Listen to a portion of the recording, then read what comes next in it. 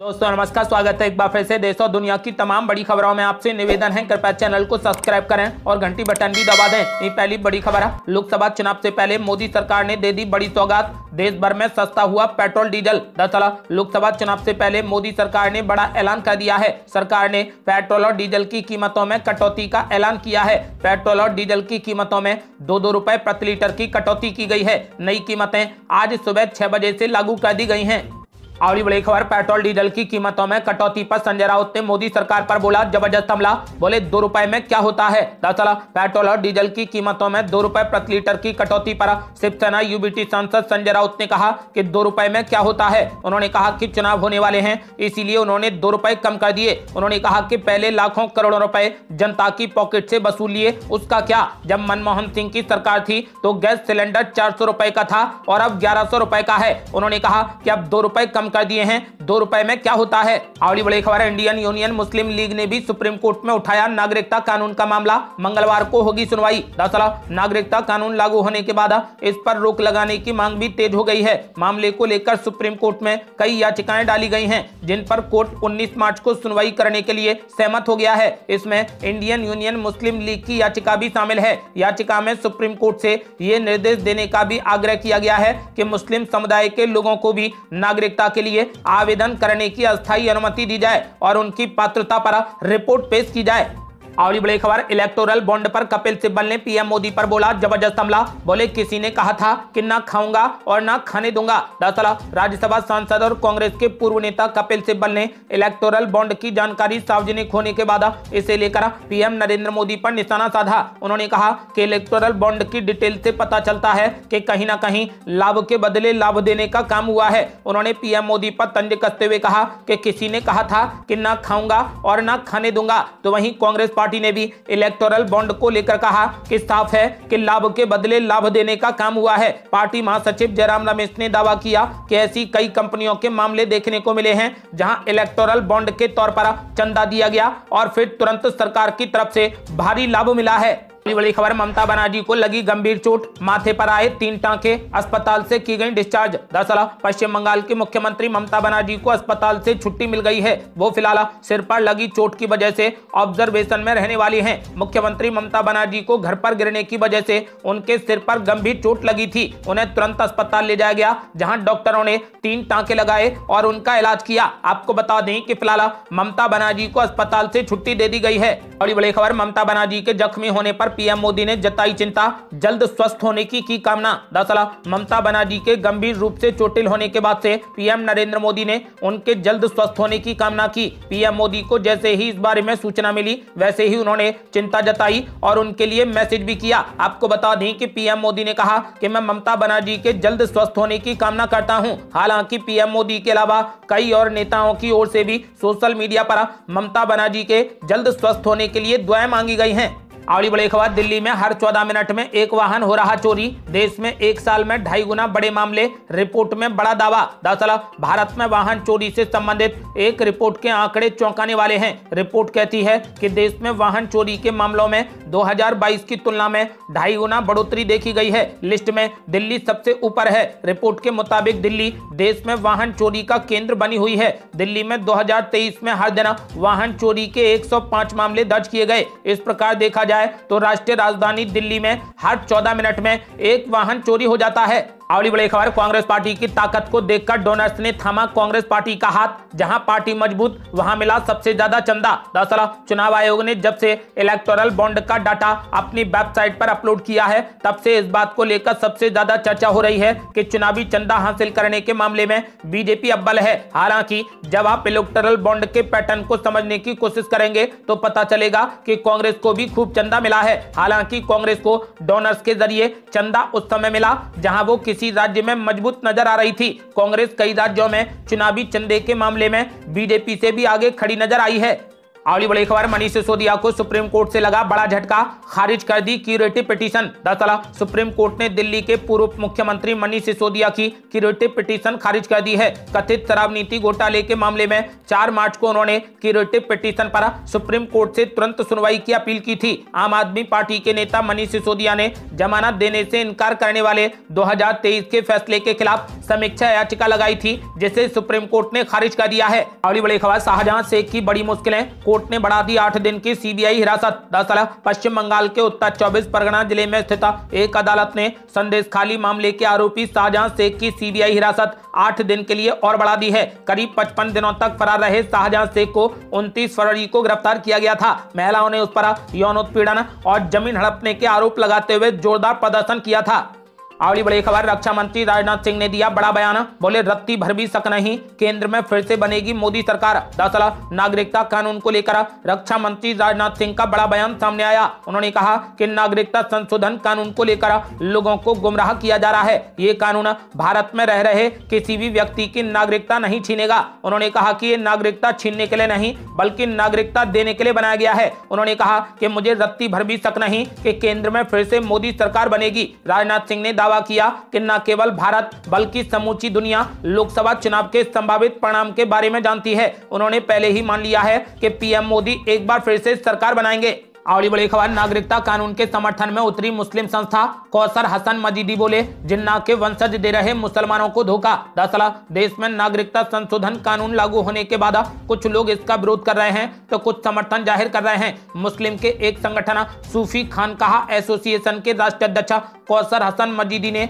नागरिकता कानून का समर्थन किया है। कौसर हसन मजीदी ने नागरिकता कानून को लेकर भ्रांतियां फैलाने में शामिल लोगों पर निशाना भी साधा और साथ ही मुस्लिम समाज को ऐसे लोगों से दूर रहने की सलाह भी दी। उन्होंने कहा कि नागरिकता कानून का सीधे या अप्रत्याशित तौर पर भारत के मुसलमानों से कुछ भी लेना देना नहीं है। साथ ही उन्होंने कहा कि जिन्ना के वंशज मुसलमानों को धोखा दे रहे हैं। अगली बड़ी खबर, नागरिकता कानून पर केरल के मुख्यमंत्री पिनराई विजयन ने कांग्रेस पार्टी पर बोला जबरदस्त हमला, बोले राहुल गांधी चुप क्यों हैं। दरअसल केरल के मुख्यमंत्री पिनराई विजयन ने एक बार फिर दोहराया कि केरल नागरिकता संशोधन अधिनियम को लागू नहीं करेगा। इतना ही नहीं, उन्होंने इस मुद्दे पर कांग्रेस की चुप्पी पर भी सवाल उठाए। पी विजयन की पार्टी इंडिया गठबंधन में कांग्रेस की सहयोगी है। इसके बावजूद पी विजयन ने सीएए पर कांग्रेस के स्टैंड की आलोचना की। उन्होंने पूछा कि इस मुद्दे पर कांग्रेस अध्यक्ष मल्लिकार्जुन खड़गे और राहुल गांधी चुप क्यों हैं। पी विजयन ने कहा कि केरल ना तो झुकेगा और ना ही सीएए के मुद्दे पर चुप बैठेगा। अगली बड़ी खबर, अयोध्या में राम मंदिर के दूसरे चरण का निर्माण कार्य शुरू, ट्रस्ट ने जारी की तस्वीरें। दरअसल मंदिर ट्रस्ट ने जो तस्वीरें जारी की हैं उसमें मंदिर के अधूरे हिस्से में काम होता दिखाई दे रहा है। मंदिर की दीवारों पर बारीक नक्काशी का काम फिर से शुरू हो गया है। मंदिर परिसर में कारीगरों को काम करते देखा जा सकता है। इन तस्वीरों को जारी करते हुए ट्रस्ट ने कहा कि श्री राम जन्मभूमि मंदिर निर्माण कार्य अब शुरू हो गया है। इन तस्वीरों में मंदिर की दीवारों पर कई तरीके की कलाकृतियां दिख रही हैं जिन्हें मशीनों द्वारा उकेरा जाएगा। आपको बता दें कि फिलहाल राम मंदिर के पहले चरण का काम दिसंबर महीने से पहले ही पूरा हो गया था, जिसके बाद 22 जनवरी को प्रधानमंत्री नरेंद्र मोदी के हाथों इस मंदिर का उद्घाटन किया गया और अब दूसरे फेज का काम फिर से शुरू हो गया है। अगली बड़ी खबर, गुरदासपुर जेल में कैदियों का जमकर हंगामा, दागे गए आंसू गैस के गोले। दरअसल पंजाब के गुरदासपुर जिले में केंद्रीय जेल के कैदियों ने कर्मचारियों के दुर्व्यवहार से परेशान होकर जमकर पथराव और तोड़फोड़ की। इसके बाद स्थिति को नियंत्रित करने के लिए पुलिस को आंसू गैस के गोले दागने पड़े। अधिकारियों ने बताया कि धारीवाल पुलिस थाने के प्रभारी मनदीप सिंह सलगोत्रा सहित 5 पुलिसकर्मी तथा कुछ कैदी घायल हो गए हैं। आपको बता दें कि यह भी कहा जा रहा है कि जेल में कैदियों के 2 गुटों के बीच में झड़प हो गई। इसको लेकर फिलहाल जांच के आदेश दिए गए हैं। अगली बड़ी खबर, होली से पहले यूपी वालों को योगी सरकार ने दिया बड़ा तोहफा, 22 मार्च से 1 अप्रैल तक रहेगी बड़ी सुविधा। दरअसल उत्तर प्रदेश परिवहन निगम ने होली पर्व के दौरान उत्तर प्रदेश वासियों को सुगम यातायात की सुविधा मुहैया कराने के लिए बड़ी तैयारियां शुरू कर दी हैं। परिवहन निगम ने इसको लेकर बैठक भी की और बैठक में त्योहार के समय यात्रियों की भीड़ को देखते हुए होली के दौरान अतिरिक्त बसें चलाने का निर्णय लिया है। इसके साथ ही परिवहन निगम ने चालकों और परिचालकों की छुट्टियां भी निरस्त कराने का निर्णय लिया है। है। बड़ी बड़ी खबर है, सुप्रीम कोर्ट पहुंची नागरिकता कानून पर रोक की मांग। अब 19 तारीख को होगी अर्जियों पर सुनवाई। दरअसल सुप्रीम कोर्ट नागरिकता संशोधन कानून पर रोक लगाने की मांग करने वाली याचिकाओं पर सुनवाई के लिए सहमत हो गया है। 19 मार्च को मामले की सुनवाई होगी। वरिष्ठ वकील कपिल सिब्बल ने मुख्य न्यायाधीश डीवाई चंद्रचूड़ के समक्ष इस मुद्दे का उल्लेख किया। इसके बाद चीफ जस्टिस ने कहा कि मामला अगले सप्ताह सूचीबद्ध किया जाएगा। 2019 से शीर्ष अदालत में दायर 200 से अधिक संबंधित याचिकाओं में विभिन्न नागरिकता कानून के प्रावधानों को चुनौती दी गई है। अब इस मामले पर सुप्रीम कोर्ट 19 तारीख को सुनवाई करेगा। अगली बड़ी खबर, कांग्रेस पार्टी को लोकसभा चुनाव से पहले फिर से लगा बड़ा झटका। पंजाब में विधायक ने कांग्रेस पार्टी से दे दिया इस्तीफा। दरअसल लोकसभा चुनाव 2024 से पहले कांग्रेस के नेताओं का पार्टी से छिटकना जारी है। अब पार्टी को पंजाब से बड़ा झटका लगा है। यहां विधायक और वरिष्ठ नेता डॉक्टर राजकुमार चब्बेवाल ने पार्टी की सदस्यता और विधायक पद से इस्तीफा दे दिया है। फिलहाल उनके इस फैसले के पीछे की वजह साफ नहीं हो सकी है। 54 साल के चब्बेवाल होशियारपुर जिले के चब्बेवाल विधानसभा क्षेत्र से विधायक हैं। फिलहाल उन्होंने कांग्रेस पार्टी से इस्तीफा दे दिया है। अगली बड़ी खबर, यूट्यूबर मनीष कश्यप लड़ेंगे लोकसभा का चुनाव। तेजस्वी यादव को दे डाली खुली चुनौती। दरअसल बिहार के मशहूर यूट्यूबर मनीष कश्यप ने ऐलान किया है कि वो आगामी लोकसभा चुनाव हर कीमत पर लड़ेंगे, फिर चाहे कोई भी उन्हें मौका दे। कश्यप ने कहा कि मैं बिहार का बेटा हूं और उनका गठबंधन बिहार की जनता के साथ है। ऐसे में उनका काम बिहार के लोगों की आवाज को उठाने का है। इस दौरान तेजस्वी यादव पर निशाना साधते हुए मनीष कश्यप ने कहा कि क्या अब तेजस्वी यादव मुझे गले लगाएंगे, क्योंकि मुझ पर जो आरोप थे उनमें मैं बरी हो गया हूं। लेकिन वो ऐसा नहीं करेंगे, वो झुकेंगे नहीं, क्योंकि वो लालू यादव के बेटे हैं। इन लोगों ने झुकना सीखा ही नहीं है। अगली बड़ी खबर, 3 साल में देहरादून की सड़कों से हटाए जाएंगे पुराने डीजल वाहन, प्रदूषण और शोर से मिलेगी निजात। दरअसल स्वच्छ ईंधन से चलने वाले वाहनों की नीति यदि पूरे तरीके से लागू हुई तो देहरादून को न केवल जहरीले धुएं से राहत मिल जाएगी बल्कि वाहनों के शोर से भी निजात मिलेगी। देहरादून में पायलट प्रोजेक्ट के कामयाब होने पर प्रदेश के दूसरे शहरों में भी इसे लागू किया जाएगा। सरकार की योजना वर्ष 2027 तक डीजल से चलने वाले सभी पुराने और प्रदूषण फैलाने वाले वाहनों को सड़क से बाहर करने की है।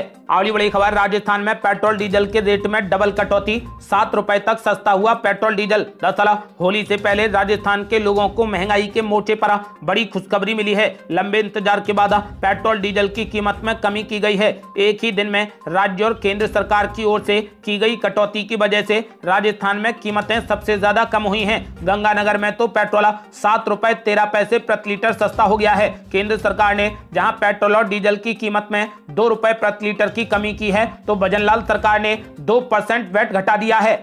अगली बड़ी खबर, चुनाव से पहले कांग्रेस पार्टी को असम में लगा तगड़ा झटका। सांसद अब्दुल खालिक ने छोड़ दी कांग्रेस पार्टी। दरअसल लोकसभा चुनाव 2024 से पहले कांग्रेस को तगड़ा झटका लगा है। असम के बरपेटा से पार्टी सांसद अब्दुल खालिक ने पार्टी छोड़ दी है। ऐसा बताया जा रहा है कि टिकट कटने की वजह से उन्होंने ये कदम उठाया है। अब्दुल खालिक अभी बारपेटा लोकसभा सीट से सांसद हैं, लेकिन पार्टी ने उन्हें इस बार टिकट नहीं दिया है। उनकी जगह असम प्रदेश कांग्रेस सेवा दल के अध्यक्ष दीप बयान को ये सीट दी गई है। बड़ी खबर, उत्तराखंड में सरकारी कर्मचारियों को मिला होली का तोहफा, डीए में हो गया इजाफा। दरअसल उत्तराखंड सरकार ने लोकसभा चुनाव से पहले कर्मचारी, शिक्षक व पेंशनरों के लिए 4% महंगाई भत्ते का ऐलान कर दिया है। इससे कर्मचारियों और अफसरों के वेतन में न्यूनतम 750 रुपए से लेकर 8,000 रुपए तक का इजाफा होगा। मुख्यमंत्री पुष्कर सिंह धामी की मंजूरी के बाद ये आदेश दिए गए हैं।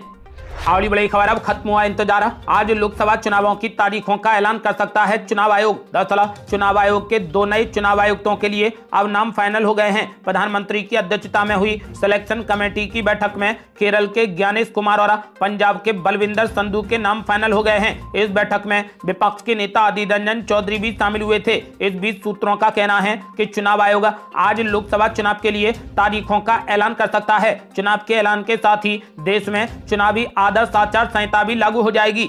अगली बड़ी खबर, आज लोकसभा चुनाव की तारीखों का हो सकता है ऐलान, जानिए कहां कितने चरण में हो सकते हैं चुनाव। दरअसल सूत्रों की माने तो आज लोकसभा चुनाव के लिए तारीखों का ऐलान किया जा सकता है। ऐसा माना जा रहा है कि यूपी और बिहार में 6 से 7 चरण में चुनाव हो सकते हैं, राजस्थान में 2 से 3 चरण में, मध्य प्रदेश में 3 से 4 चरण में और दिल्ली, पंजाब और हरियाणा में 1-1 चरण में चुनाव हो सकते हैं। और पूर्वोत्तर के राज्यों में असम और मणिपुर को छोड़कर 1-1 चरण में चुनाव हो सकते हैं। ये थी अब तक की बेहद बड़ी खबरें। रोजाना की ताजा खबरों को जानने और हमसे जुड़ने के लिए चैनल को लाल बटन दबाकर सब्सक्राइब करें और घंटी बटन भी दबा दें। जल्दी मिलते हैं बड़ी अपडेट के साथ, तब तक के लिए जय हिंद, जय भारत।